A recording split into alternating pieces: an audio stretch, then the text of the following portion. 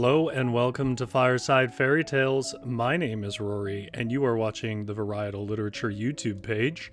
This is a place where we have fun with narrative, whether that's like today reading old tales together and discussing them in the chat, or whether that's like Thursday's Varietal show where we create stories out of various forms of inspiration, or we try to gamify storytelling with sometimes competitive games with other writers. We're a group of writers from Vancouver, so I think that's all you need to know about me or the channel. What we're doing today is we're looking at a region in southern England, United Kingdom, I should say, a distinct cultural group called the Cornish people. Cornish. And they are one of the Celtic nations.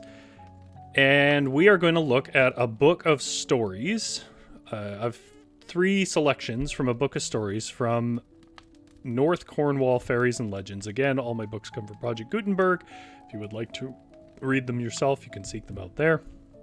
And the book is right there next to me.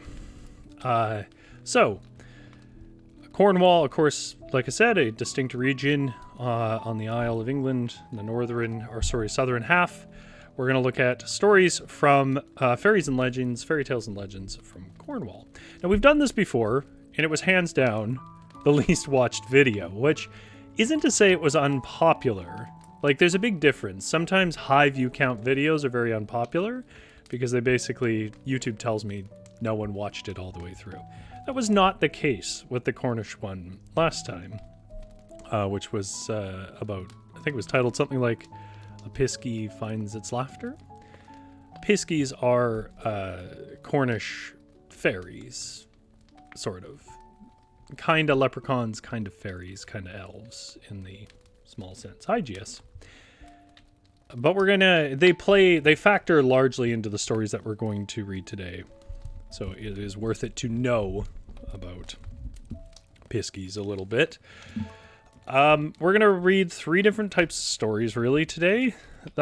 These stories tend to be a lot less epic, and a lot more quaint, quirky, funny, and sometimes surprisingly dark. But they're a very different kind of tone and timbre than some of the other stories that we've read. It seems like every culture's fairy tales and legends, they have their different things that they emphasize. Some really emphasize the moral. Some have no moral really at all in the stories, and they're just emphasize doing absurd things that would be entertaining to hear about, and so on. So you'll sort of get the feel for it within a story or two. But in regards to the title of this, Wear Your Clothes Inside Out and Other Fairy Proofing Methods, we're not really going to discuss too many other fairy-proofing methods in the stories, but turning your clothes inside out and some of the other fairy-proofing methods that they try in a story called The Piskey's Revenge is, and fail to keep Piskies out, is going to be our first story, which is it's probably our most, like, meat-on-the-bone story, I guess. It's the least like just a legend or an anecdote. It's the most story-like.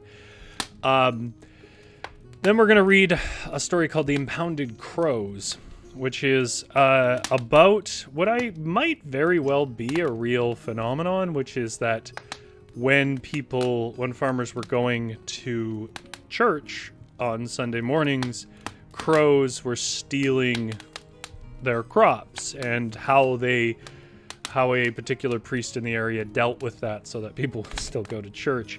That's our second story we're going to look at. And then the last story is actually one of the most dramatic we'll read tonight.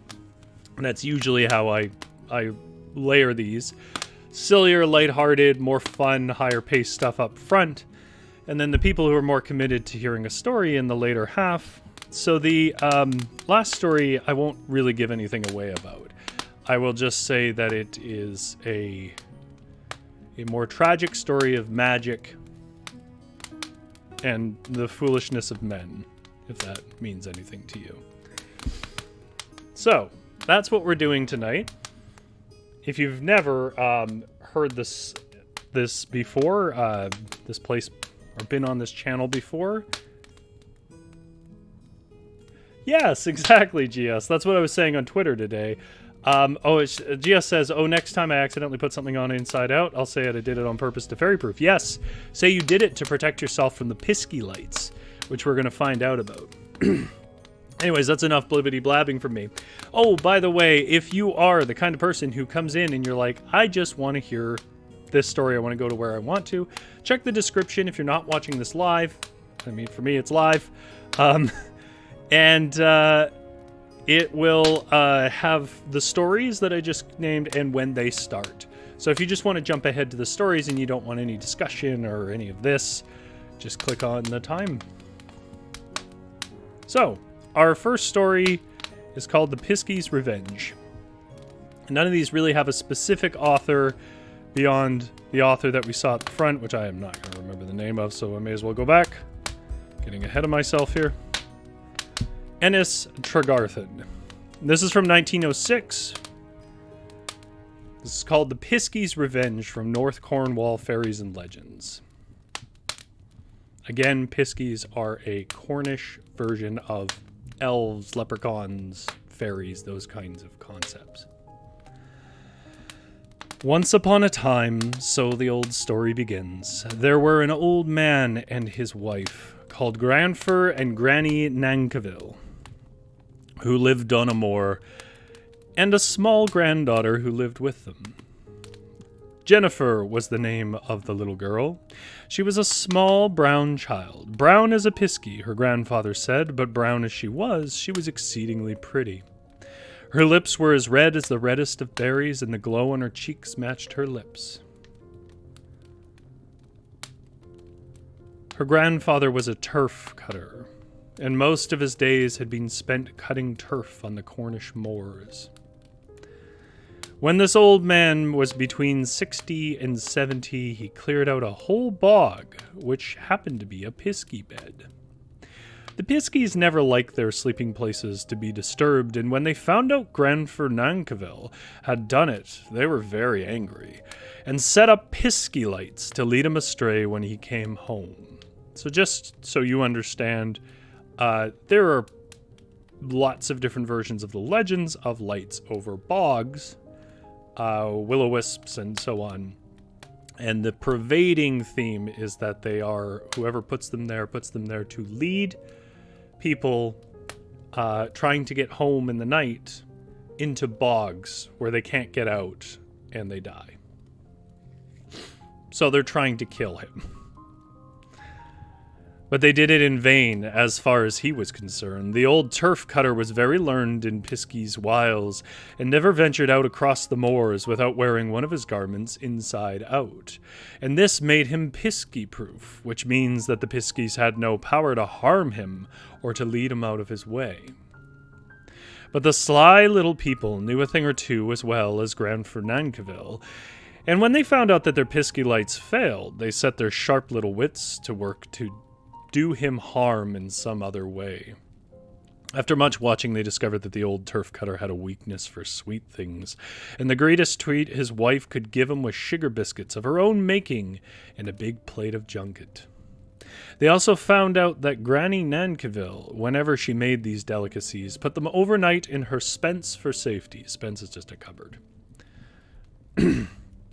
They are a pantry, probably more specifically. They made up their minds that they would punish the old turf cutter for taking away their nice, soft, green Piskey bed by doing him out of his junket and biscuits. And they told some distant relations of theirs, the fairy Mormon, to keep an eye upon the spence window, and whenever they saw Granny Nankiville bring a bowl of junket and a dish of biscuits into her spence, they must come with all speed and tell him. Now, if you watch the last video I did on Cornish myths, you'll know the fairy Mormon. I don't really have a lot of time to describe them here, but they are basically small ferrymen that around the moors. We'll watch too, they said, but in case we are away dancing or setting up Piskey lights, you must watch for us. Which the tiny Mormon were quite pleased to do. But the more fairies watched in vain for many a week, and just as they were beginning to fear that Granny Nankivell was never going to make any more biscuits and junket for her husbands, she set to and made some, and when they were made, she took them into the spence, as she always did. The spence opened out from the kitchen and was quite a little room in itself, with a tiny window facing the moors. In front of the window was a stone bench, and near it a square oak table. The tiny moormen were peeping in at the window when the old woman put the bowl of junket on the table and the dish of sugar biscuits on the bench, and the moment her back was turned, they tore off to the Piskeys with the news. "A big round basin full of lovely cool junket," they cried, "and a dish heaping round full of biscuits, yellow and white with eggs and sugar, which they are made. I heard the old woman say that she'd never made better, and all for Grandfer Nankivell, 'cause 'tis his birthday tomorrow." "Birthday or no birthday, Grandfer Nankivell shan't taste one," cried the little Piskeys. "Na, fie, he shan't. He turned us out of our beds, and we'll do him out of his biscuits and junkets to see if he won't." See if we won't. "That's right," said the fairy moormen, who were hand in glove with the Piskeys. "Only please save some for us." They and the Piskeys hastened away to the turf cutter's cottage, and when the turf cutter and his wife had gone to bed, the Piskeys got into the spence and ate up the whole big bowl of junket and passed out the biscuits to the tiny moorman. And there they are. I really love the drawings in this book as well. Not as much as I like the watercolor drawings from last week, or paintings, but I really like these drawings. They're very cool. Anyways, there's the Piskeys raiding their pantry, or spence. When Granny Nankivell went to her spence the next day, she found the junket bowl empty and every biscuit gone.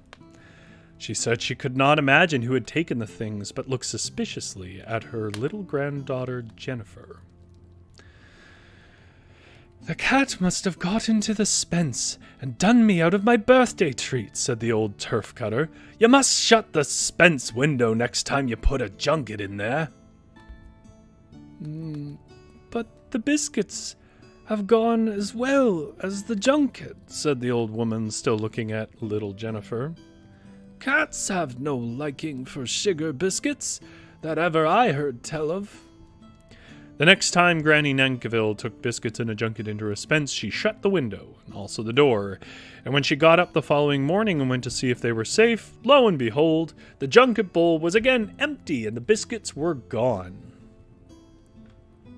"'Tis a two-legged cat who has eaten up my beautiful biscuits and junket," she said to her husband, and she turned and looked at little Jennifer. "I am not the two-legged cat who ate up all the nice things you made for Grandfer," cried the child, meeting the old woman's glance with her honest brown eyes. "I never said you did," said Granny Nankivell, "but 'tis queer, the junket bowl is empty and every biscuit is gone from the dish." "I expect it was a dog who got into the spence and licked up the junket and ate the biscuits, but," put in the old turf cutter, "I would lock and bar the spence door if I were you, next time I put such nice things in there." "I will," she said. The next time Granny Nankivell made biscuits and a junket, she barred the window of the spence and locked the door, and the next morning, before Jennifer dressed, she went to see if her junket and biscuits were all right, but the little round biscuits, which she'd so carefully made and sugared, were every one gone, and the junket bowl was quite empty and as dry as a bone.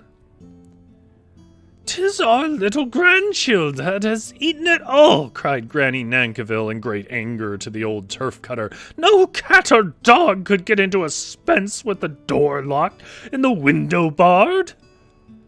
"I don't believe it was Jennifer," said the old man stoutly. "If it was not Jennifer, who was it, pray? Biscuits and junkets don't eat up themselves any more than dogs and cats can get through keyholes and barred windows."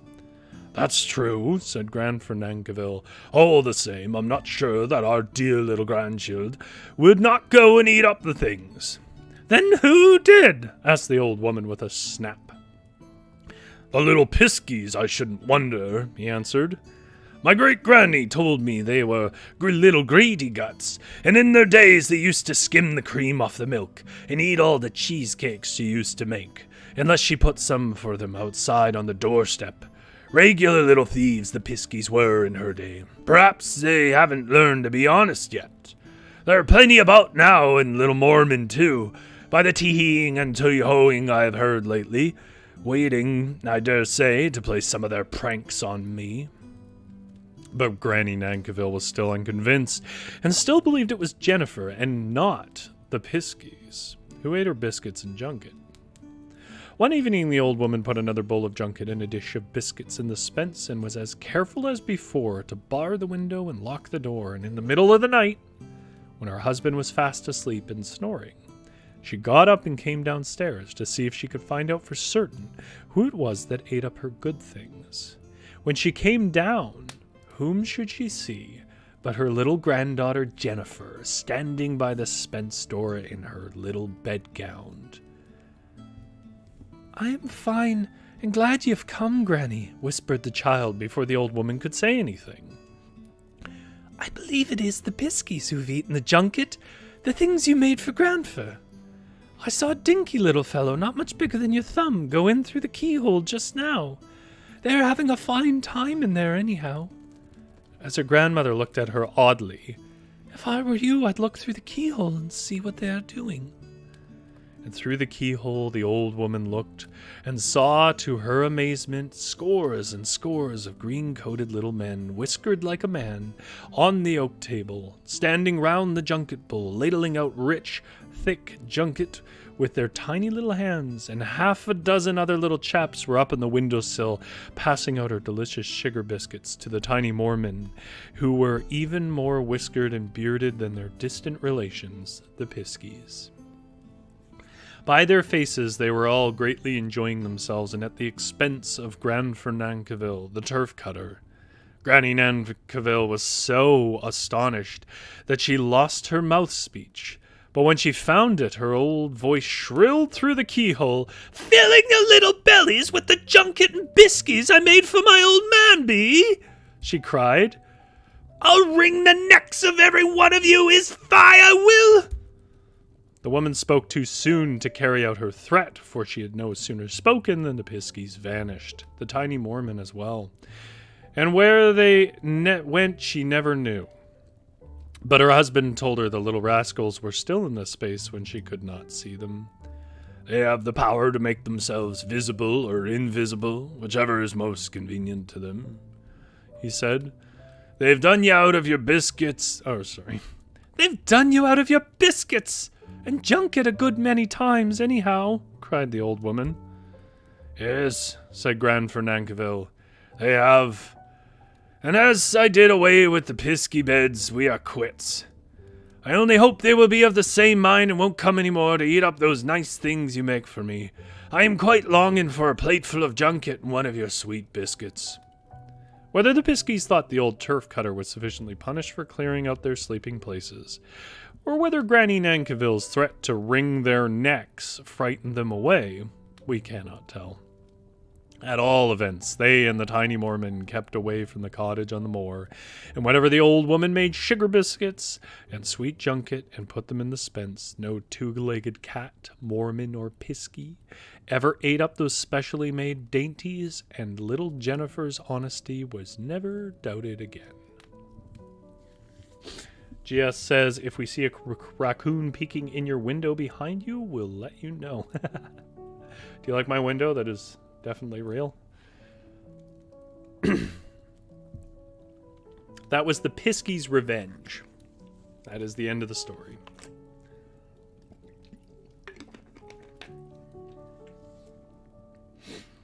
Now, what's interesting about that story, because it is a fairly simple and straightforward, folktale.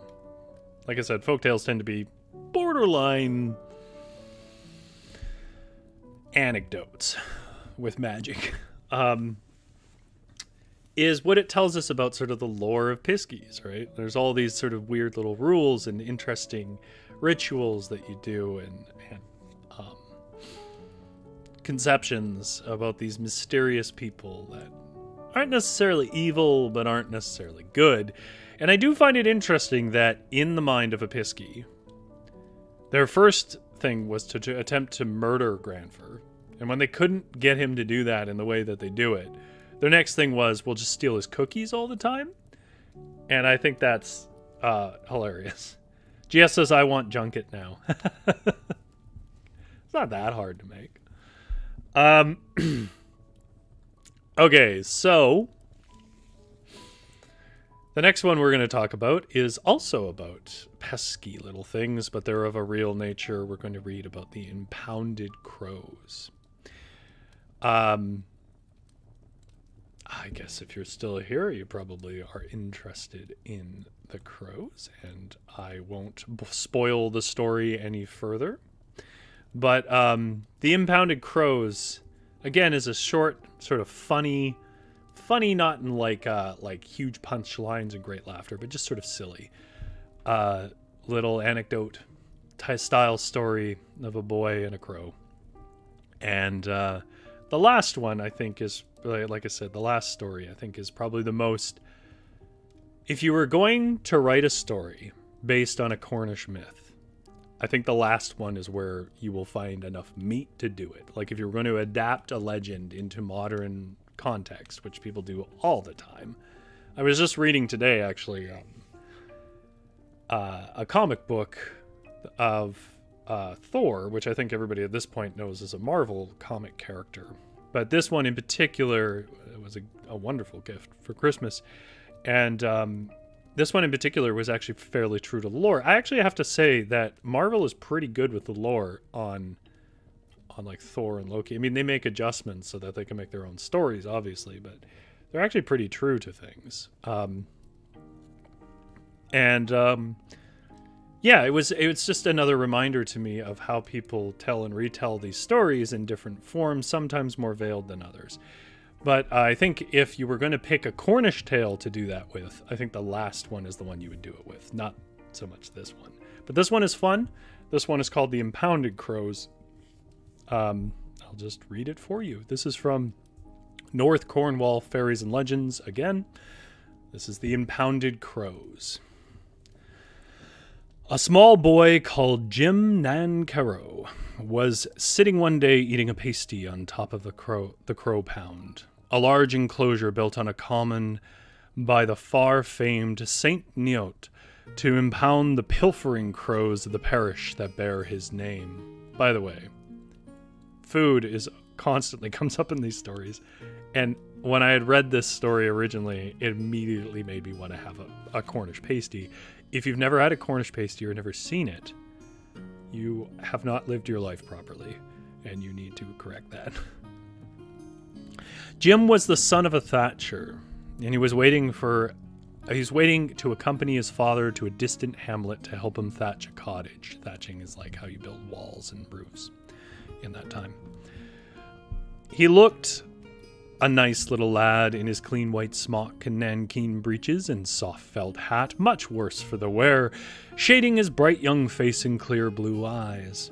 As he was waiting for his father and eating his pasty, which his mother had given him for his dinner, he saw a crow flying over the Gunsian Downs, of which the Crow Pound Common was a part. As he watched it, he thought of the pilfering crows, which, according to the old tale, little Saint Neot impounded there from the morning till evening on Sundays, that his people might go to church undisturbed by the fear of the great black thievish birds which ate up the corn sown in their fields.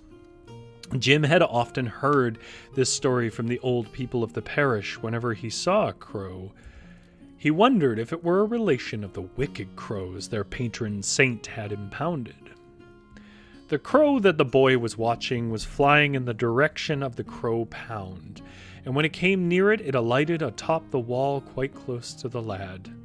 The crow was lean to look at, and scanty of feathers, and such a sorry-looking bird that Jim broke off a piece of his pasty and threw it to him, which he ate as if he were starving. "One would think you were one of the pilfering crows of St. Neot's time," said Jim, tossing him another piece of his pasty. And to his surprise, the bird answered back, "Ah, I am." Are you? Cried Jim, staring hard at the crow. Well, you look ancient enough to be one of those birds, though I've always understood that our patron saint lived ever so long ago, when Alfred the Great was a little chap like me. But perhaps crows tell lies as well as pilfer. If I am not one of the identical crows Saint Neot was unkind enough to put into this pound, croaked the black bird, eyeing Jim and his pasty with his bright little eye. I am a descendant of theirs in the direct line. I truly am. As the lad stared as if he did not believe the assertion, those poor, impounded crows learnt the language... Those poor, impounded crows learnt the language of men during the long hours of their imprisonment, listening to all the little saint and his people said about them outside his pound. And they passed on their dearly brought knowledge to their children through long generations. Then you are quite high-learnt, as the old grandmen say, cried Jim, gazing up at the bird in open-eyed amazement. I confess I am, returned the crow with due modesty, especially in the old Cornish tongue, in which I can swear to any extent. I'm not going to use bad language now. As Jim took up a stone to throw at him. You would not understand it if I did. I am also high-learnt in the needs of the body, and I shall be ever so grateful for a bit more of your pasty. It isn't nice to have an aching void inside one's little feather stum jacket. I suppose it can't be, said the lad, dropping the stone and breaking off a large piece of his pasty to toss to the bird. He was a feeling-hearted little fellow, and the crow's quaint appeal touched him, and the sorry-looking bird with his bedraggled tail had most of his pasty. I've had a good meal for once in my life, and I'm full-fed, said the crow, when the last of the pasty was eaten, and he perched on a stone, starred with stone crop, and fluffed out all the feathers he possessed, and looked with a comical expression at Jim. I am better fed than little Saint Neot after his poor little meal of fish, he continued, still eyeing the boy. And I am feeling so comfortable that I am inclined for a chat. Are you? Cried Jim, who thought this great black crow was a wonderful crow, which he certainly was. I don't know what to yarn about. I do then, answered the bird quickly. I suppose you've heard the old whittle just means story, tale, how the little Saint Neot put the poor crows into this pound? Yes, I've heard about it from grandfermen and granny woman here at Churchtown, said Jim, turning his face towards a little village close to the church, which you could just see from where he was sitting. But they never made much of a story of it. Didn't they? Oh. Then perhaps you would like to hear the crow's version of the old tale, said the crow. It will tell you that their morals were not so black as the farmers in this Paris made out to the holy man. I don't mind if you are quick about it, said Jim. I'm going to a farm with my father to help him do some thatching when he has finished his dinner. I cannot be driven... I cannot be driven after such a heavy meal of pasty, croaked the crow. And if I may not take my time, I won't tell it at all. And there's the little boy talking to the crow in another beautiful pencil drawing.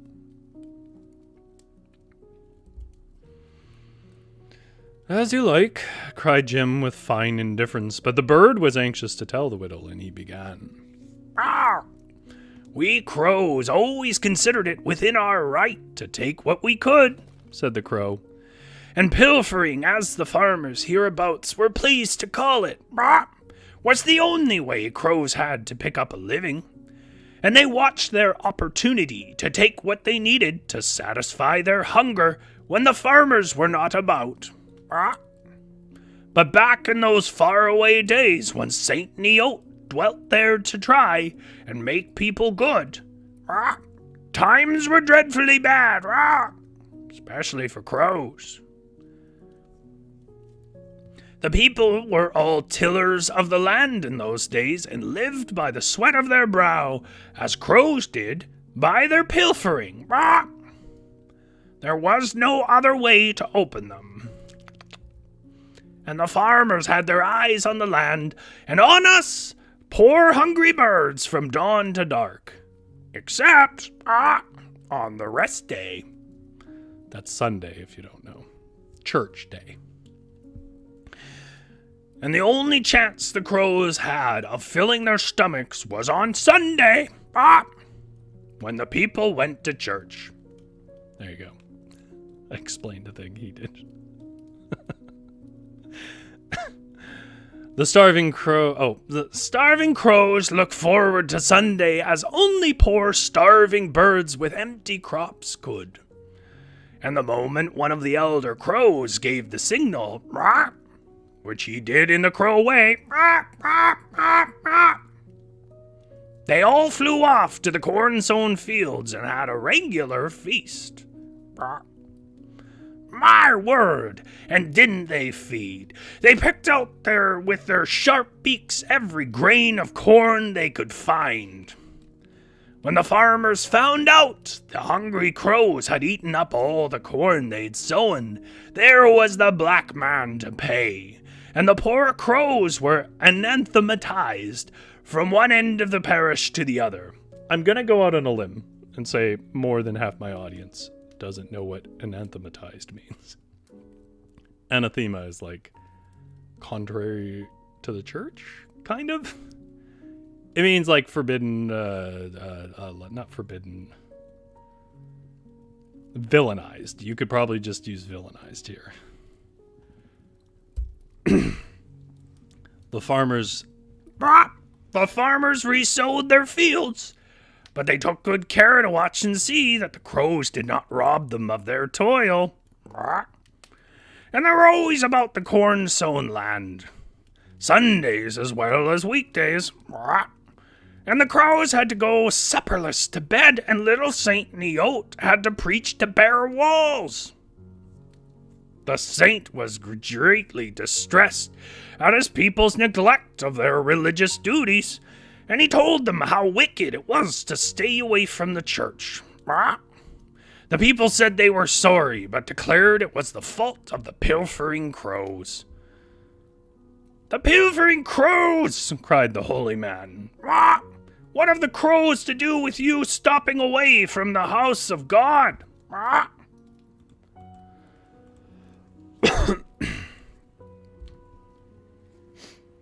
For I think obvious reasons, having a water break.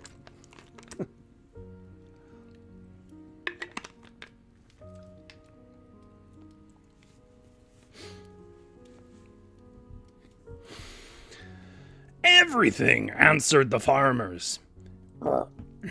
And they told little Saint Neot that whenever they sowed bread corn in their fields, the wicked crows came and ate it all up, and that if he could not prevent them from doing this wickedness, they must keep away from church and watch their fields. "We and our children must have bread to eat," they added, which was true enough, true for crows as well as men.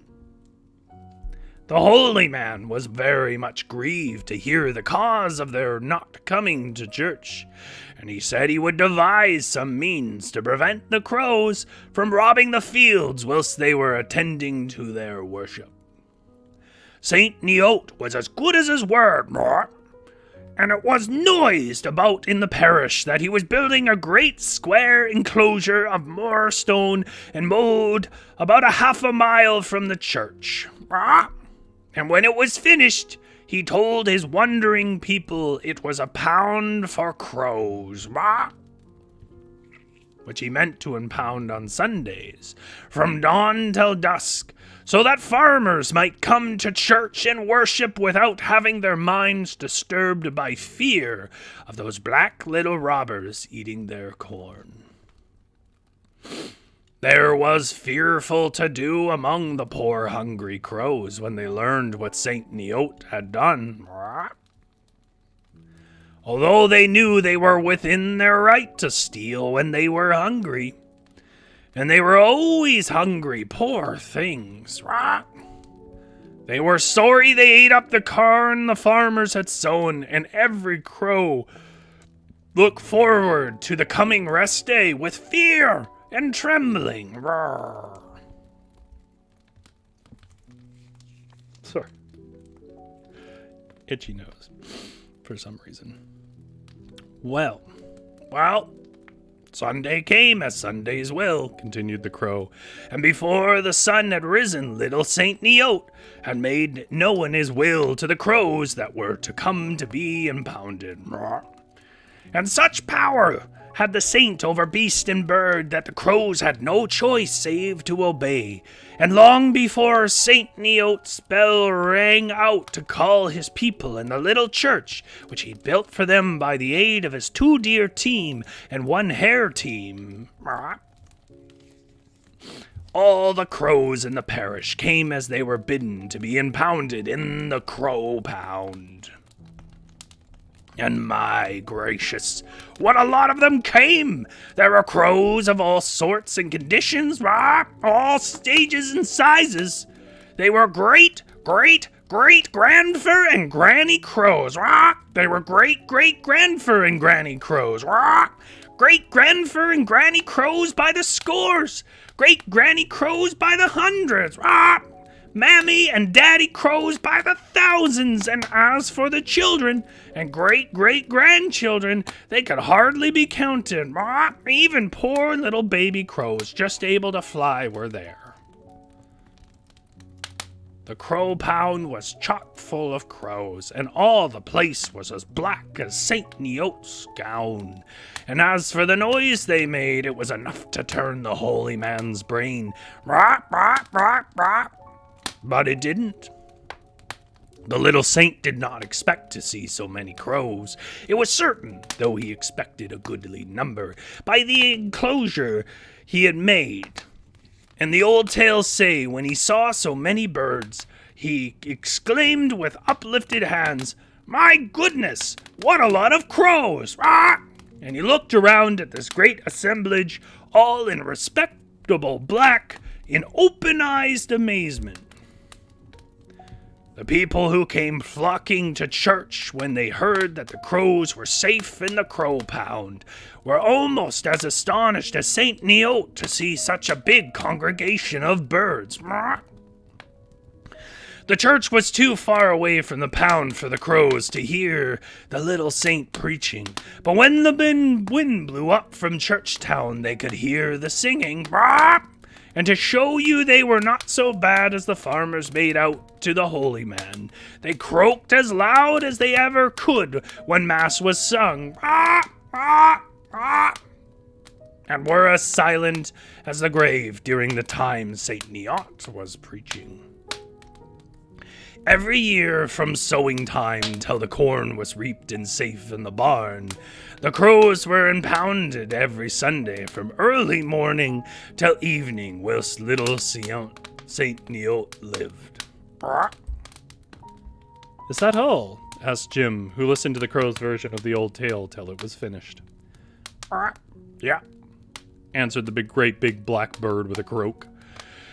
And when he said that, he took to his wings and flew away as fast as he could over the Gunsian Downs, the way he had come. That wished-looking crow did not tell the old whittle half bad, said Jim to himself as he watched the bird fly away. Shouldn't I like to have seen this old pound full of crows? Must have been terribly funny when St. Neot looked up upon them and cried, "My goodness, what a lot of crows!" Must have been as good as a Christmas play. Nah, father is coming. That sharp-eyed old crow must have seen him climbing the hill. And that is the Impounded Crows, another tale from North Cornwall Fairies and Legends. I suspect why my nose got so itchy is that crow voice, which I hope was not terrible enough that people weren't able to make out the story. But that crow voice causes my nose to vibrate a lot more than normal, and I think it was making it itchy.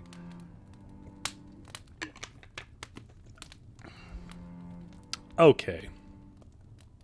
There's a couple of things that, before I move on to the last story, the more tragic and meaty one, there's a couple of things I wanted to mention that I found really interesting about this tale. Now, obviously, like, anything that's a Celtic nation was not originally Christianized. You know, Christianity comes from Hebrew myths from the Middle East, so it takes a little while for stuff to move that way in any serious way. And these lands, their people beckon back far before that. So what happens in all of these lands, which we've discussed before, is that you get these Christian versions or Christianized versions of old tales from Celtic lore and whatever else. And I think what's interesting here is there's a kind of power given to the local priest that I think in modern terms we would think is very strange. To say that a priest has so much power he can call in crows to his will. It's not the first time you see this kind of legendarium built around the power of priests from Christianity. And my personal interpretation, which I could be completely wrong about, I'm not like a PhD in English lit or whatever, is I think that probably originally that stories was not about a priest. I think that was originally maybe about some sort of, you know, spirit man, whatever the version would have been at that time, whenever the story about crows had originally been told, in whatever originating version it had, was more about pagan people who were sometimes, had supposedly power over nature to draw and control animals. That's a common myth in a lot of pagan tales. Because it certainly doesn't make sense, and it certainly isn't a power that is granted in any of the sort of theology of Christianity, that in any version of it, that priests or whatever else, pastors, whatever denomination you're in, would have the power to control nature. Like, that's not a thing. And it's interesting, too, that it's not that he prays to God and God gives him the power or anything like that. He just has that power. So I do think it's sort of a Christianized version of what was probably originally a more of a pagan kind of traditional man who would have been able to control nature through ritual or whatever else. And I suspect that's what's happening here. I also find it interesting on that same idea of sort of Christianizing versions of pagan myth. You know, a lot of pagans in general, I'm not talking about sort of modern pagan movements. I'm talking about all old pagan, from Romans, where, you know, every emperor was a god, all the way up to, you know, Nords and the various other types of pagan cultures that have been sort of just collectively swilled together in paganism. What kind of ties them together is a very heavy connection to seasonal cycles and natural forces being given a lot of authority, or a god who has dominion over that, or a natural force, or some version of that. So to please that force is to somehow harness a natural force. And I find it interesting in this story. It's in there in the background, but I find it interesting that the concerns here are that their farms will not make yield. A very traditional worry of agrarian cultures. But rather than what you might see in some of the other tales we've looked at, where agrarian societies speak of sort of rituals and offerings and sacrifices and so on that can be made to help control natural forces that take your crops away from you and potentially kill you from starvation. There is the same basic structure of idea being put across in this tale, except now it's the Christian God, and it's through the pastor or the priest. And I think that is, that's just an interesting how there's a kind of like the topography of a pagan tale of a harvest god watching out for you, but with this layer of Christianity over it. And it's not to say anything deeper than it's interesting how you can see the layers of history built up of a place, like many layers of cellophane making different colors, right? GS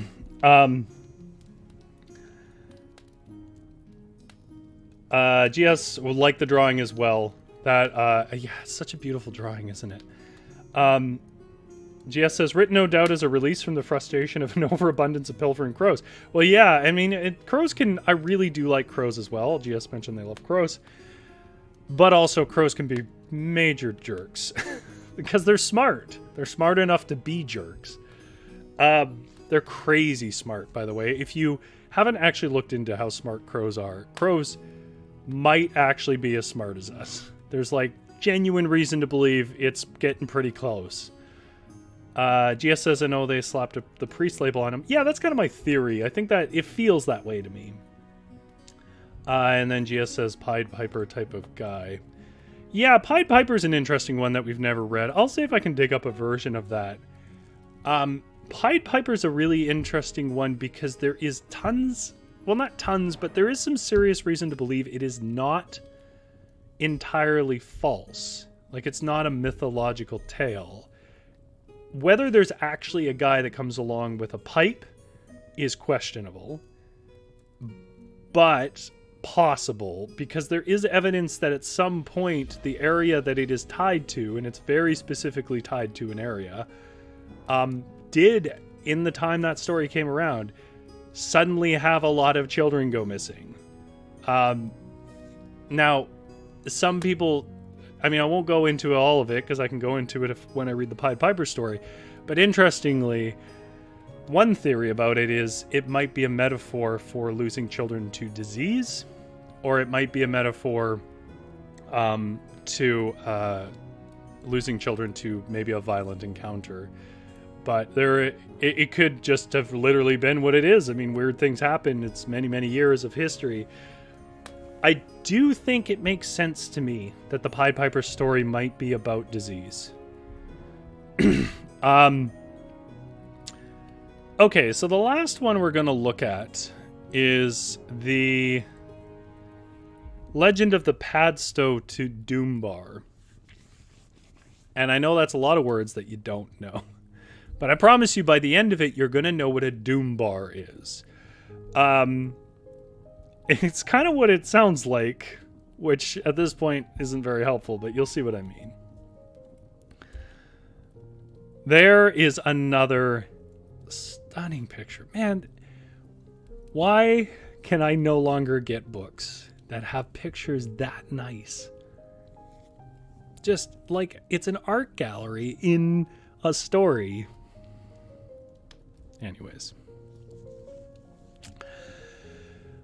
This is the Legend of the Padstow Doombar in the book North Cornwall Fairies and Legends. In a faraway time, Tristram, bird of Padstow, bought a gun at a little shop in the quaint old market which in those days opened to the quay, the winding river, in the St. Minver sandhills. I'll do better. When he'd bought his gun, he began forthwith to shoot birds and other poor little creatures. After a while, he grew more ambitious. He told the fair young maids of Padstow that he wanted to shoot a seal or something more worthy of his gun. And so one bright morning he made his way down to Hawker's Cove near the mouth of the harbor. When Tristram got there, he looked about and he saw what he could not, to see what he could shoot. And the first thing he saw was a young maid sitting all alone on a rock, combing her hair with a sea green comb. He was so overcome at such an unexpected sight that he quite forgot what had brought him to the cove and could do nothing but stare. The rock on which the maiden sat was covered with seaweed and surrounded by a big pool, called in that distant time the Mermaid's Glass. Keeping in mind, glass is a word for mirror. She was apparently unconscious that a good-looking young man was gazing at her with his bold, dark eyes, and as she combed her long and beautiful hair, she leaned over the pool and looked at herself in the mermaid's glass, and the face reflected in it was startling in its beauty and charm. Tristram Bird was very tall, 6'3" in his stockings. I'm taller. And being such a tall young man, he could see over the maiden's head into the pool, and the face in its setting of golden hair reflected in its clear depths entirely bewitched him, and so did her graceful form, which was partly veiled in a golden raiment of her own beautiful hair. And as he stood gazing at the bewitching face looking up from the mermaid's glass, its owner suddenly glanced over her shoulder and saw Tristram staring at her. And just another stunning picture. That kind of blows what I think you probably already knew. "Good morning to you, fair maid," he said, still keeping his bold dark eyes fixed upon her, telling himself as he gazed at her face that her face was even more bewitching than it was its reflection. "Good morning, sir," said she. "Doing your toilet out in the open," he said. Like caring for herself, not going to the bathroom. "Yes," quoth she, wondering who the handsome youth could be and how he came to be here. "Your hair is worth combing," he said. "Is it?" said she. "It is, my dear," he said. "'Tis the colour of oats waiting for the sickle." "Is it?" quoth she. "Yes, and no prettier face ever looked into the mermaid's glass." "How do you know?" asked she. "My heart told me so," he said, coming a step or two nearer the pool. "And so did my eyes when I saw its reflection looking up from the water. It bewitched me sweet." "Did it?"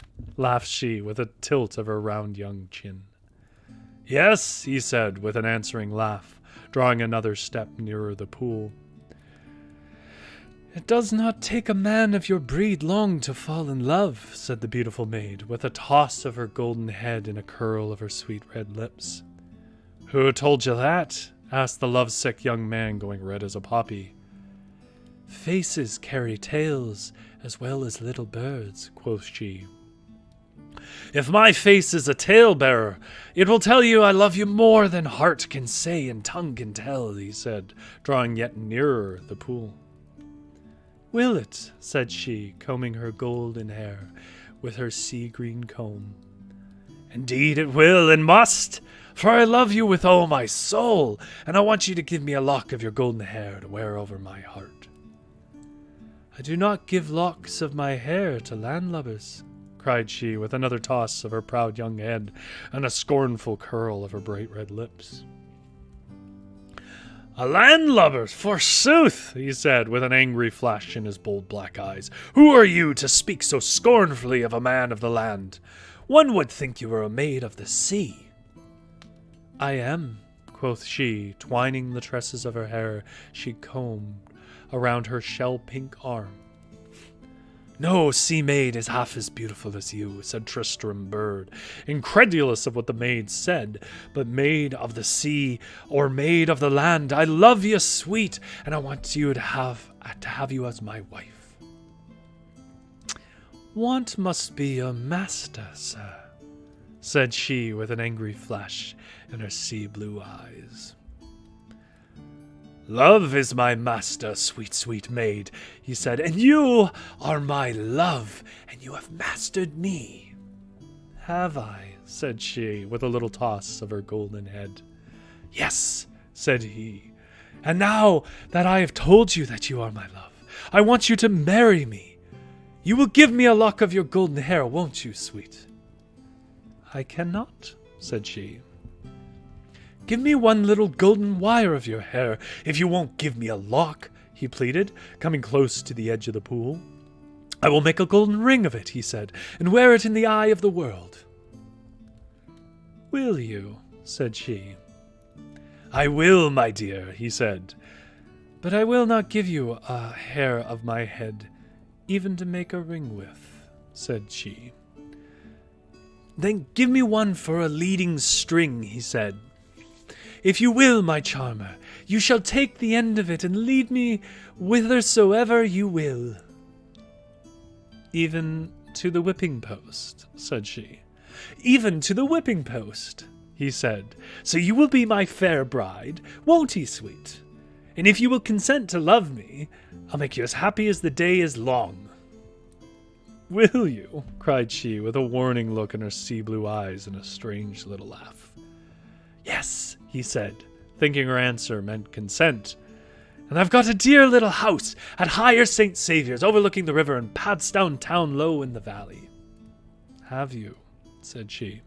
I have, he said, and the little house is full of handsome things, a chest full of linen which my mother wove for me on her loom against the time I should be wed to a pretty maid like you, and an oaken dresser with every shelf full of clome, which is like porcelain, fine porcelain, and a cozy settle where we can sit hand in hand talking of our love. You will marry me soon, won't you, sweet? The little house and all that's in it is waiting for my charmer. Is it? Cried the beautiful maid, taking up another tress of her golden hair and slowly combing its silken length with her sea-green comb. But let me tell you once, and forever, I would not marry you if you were decked in diamonds and your house a golden house, and everything in it made of jewels and set in gold. Wouldn't you? Cried Tristram Bird in great amazement. I wouldn't, said she. Well, you're a strange young maid to refuse an upstanding young man like me, he said, who has a house of his own, to say nothing of what is inside it. Why, dozens of fairy young maidens up to Padstow would have me tomorrow if I had only axed them. Then axe them, cried the beautiful maid, turning her proud young head and looking out towards Pentir, gorgeous in its spring coloring. But I can't ask any of them to marry me when I love you, cried the infatuated youth. You have bewitched me, sweet, and no other man shall have you. If I can't have you living, I'll have you dead. I came down to Hawker's Cove to shoot something to startle the natives of Padstow town, and they will be startled sure enough if I shoot a beautiful little vixen like you and take home to them. Shoot me if you will, but marry me I will not, said the beautiful maiden with a scornful laugh. But I give you fair warning that if you shoot me as you say you will rue the day you did your wicked deed. I will curse you and this beautiful haven, which has ever been a refuge for ships from the time that ships sailed upon the sea. And her sea-blue eyes looked up and down the estuary from the headlands that guarded its mouth to the farthest point of the blue winding river. I will shoot you in spite of the curse if you won't consent to be mine, cried the bewitched young man. I will never consent, said she. Then I will shoot you now, and Tristram Bird pulled his gun and fired, and the ball entered the poor young maiden's soft pink side. She put her hand to her side to cover the gaping wound the shot had made, and as he did so, she pulled herself out of the water, and where the feet should have been was the glittering tail of a fish. I've shot a poor young mermaid, Tristram cried, and woe is me! And he shivered like one when somebody is passing over his grave. Yes, you have shot a poor mermaid, said the maid of the sea, and I am dying. And with my dying breath I curse this safe harbor, which was large enough to hold all the fighting ships of the Spanish Armada and your own, and it shall be cursed with a bar of sand, that shall be a bar of doom to many a stately ship and many a noble life, and it shall stretch from the Mermaid's Glass to Trebetherick Bay on the opposite shore, to prevent this haven of deep water from ever again becoming a floating harbor to save at full tide. The mermaid's wrath will haunt the bar of doom.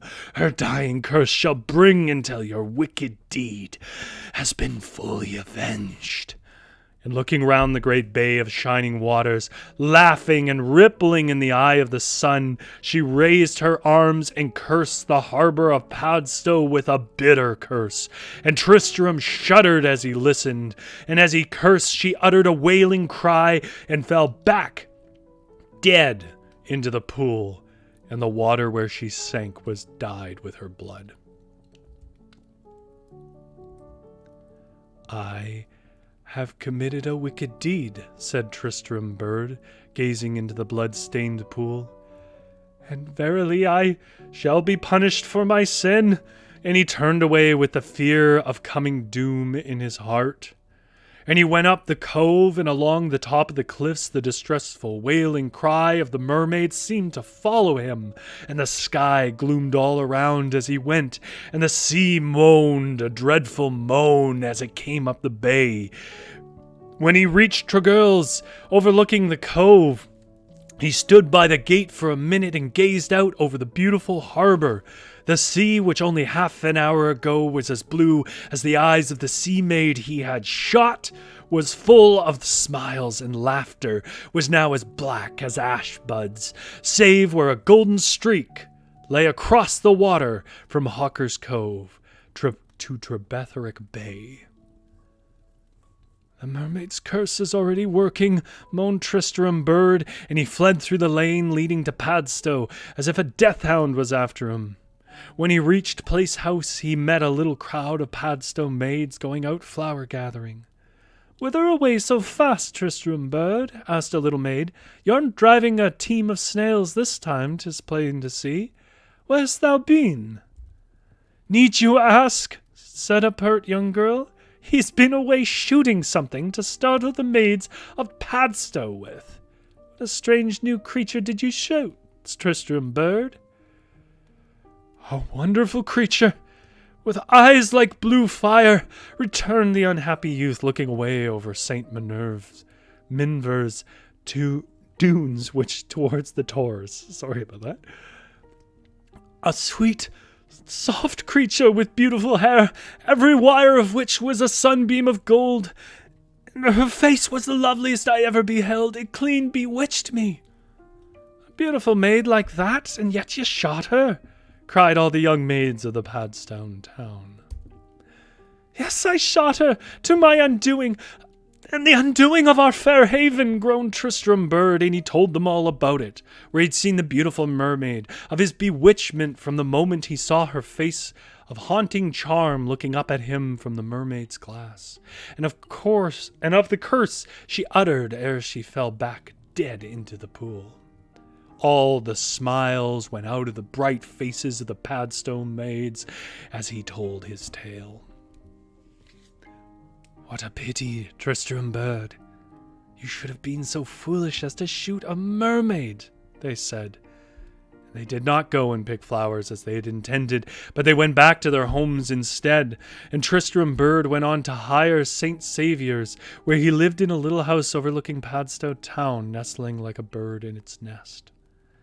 A fearful gale blew on the night of the day Tristram Byrd shot the mermaid, and all the next day too, and the next night. And through the awful howling of the gale was heard the bellowing of the wind-tormented sea. Such a terrible storm had never been known at Padstow town within the memory of man, and so the old grandfermen said, and never a gale lasted so long. When the wind went down, the natives of Padstow ventured out to see what the gale had wrought. and sad was the havoc it had made. And some went out to Chapel Stile, where a small chapel stood overlooking the haven, and what should meet their horrified gaze but a terrible bar of sand, which the mermaid's curse had brought there, and it stretched from Hawker's Cove to the opposite shore, and what was worse, the great sandbar was covered with the wrecks of ships and bodies of drowned men. There's the view.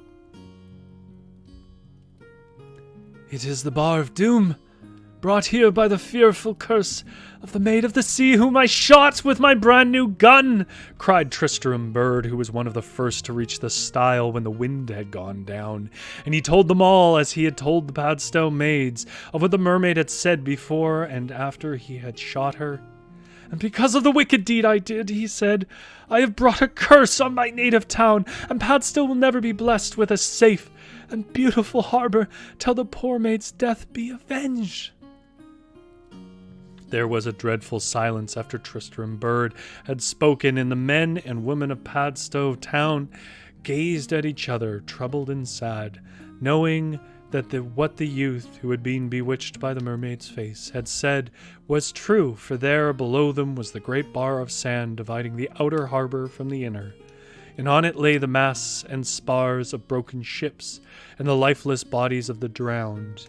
The wind was quiet, but the sea was still breaking and roaring on the back of the Doombar. And as the waves thundered and broke, a wailing cry sounded forth, like the wail that Tristram had heard when the mermaid disappeared under the water. It sounded like the distressful cry of a woman bewailing her dead. And all who heard shivered and shook, and both old and young looked down on the Doombar with dread in their eyes, but they saw nothing but the dead bodies of the sailors and their broken ships.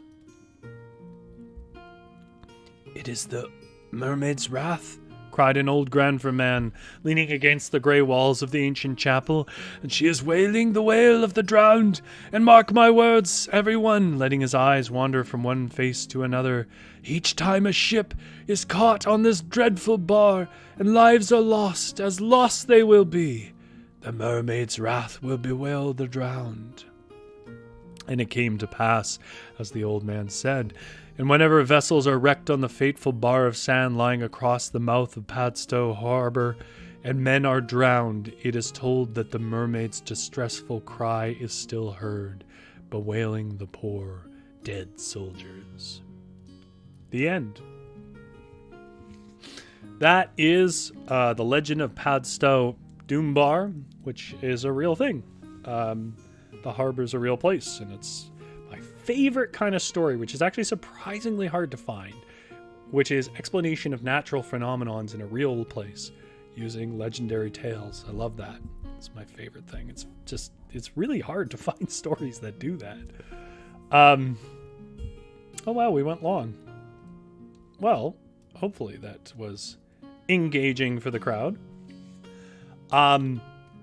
It occurred to me afterwards, and it's too late now, that maybe I should have had a content warning that it's a pretty violent and dark story. A little close to realistic, some psycho guy getting fixated and shooting someone. Like that's some real world stuff.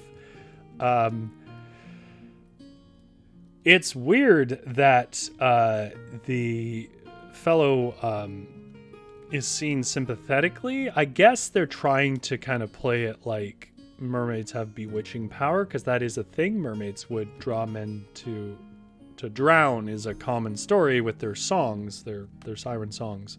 But it's not necessarily the mythology that they were working with, but maybe a version of that is that they have bewitching faces, because they're supposed to be very pretty.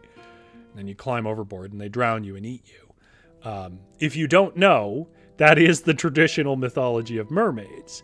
I know that we kind of grew up on, if you're my age, on Little Mermaid, and we got the happy little mermaids under the sea, which was kind of this Poseidon character who has his daughters and a kingdom and whatever else. But actually, the story of mermaids is more traditionally, they lure sailors into the water so they can eat them. GS says it was very engaging. Well, I'm glad. If you want to actually hear the original tale, by the way, that Little Mermaid is based on, which, if memory serves, is a Hans Christian Andersen tale that we read, I think, in April last year. So if you go to the Fireside Fairytales playlist on Varietal's channel, it should be near the earliest ones. It does mention the Little Mermaid in the title. You can hear the original tale there. That's all for me. And, yeah. The Cry of the Sirens is terrifying. Yeah. Yeah, when I read it, I was like, this is genuinely, like... This is a great story. I kind of just want to go to Cornwall now. So I can find this Padstow Harbor and see if that bar is still there. Because if it truly was such a problem with modern methods, we might have an ability to like scrape it out of the water. But if it's still there, I didn't actually check if it was still there. I know that Padstow Harbor is a real place, though. I would love to see it. That would be so cool. Okay, that's enough blabbity blab from me. Thank you so much for coming by and listening to me tell old tales on Fireside Fairytales. If you like this, by the way, tell other people about it. I think it's a really good kind of chill stream. That's why it's made, where you can just sit back and listen, or while you're cooking, or whatever else at the end of the day. If you just like and kind of miss being told stories before you went to bed, which I don't think audiobooks are the same. And I've never really said this on the show, but what really motivated me to do it was I used to be read stories when I was going to bed, mostly by my dad, but also by my mom. And there is some sort of distinctness to that experience where it's not really polished and like it doesn't feel like you're listening to a radio play the way audiobooks do. And if you think you know somebody who might miss that experience of an older brother or a grandmother or something reading stories as a kid, that's what we seek to recreate here with the crackling little fire, the soft music, and some fun fairy tales, or dark ones in the case of this. If you haven't already, make sure you like. Thank you so much for coming by. You can curl up in the corner and get a good sleep in my cabin. See you Thursday.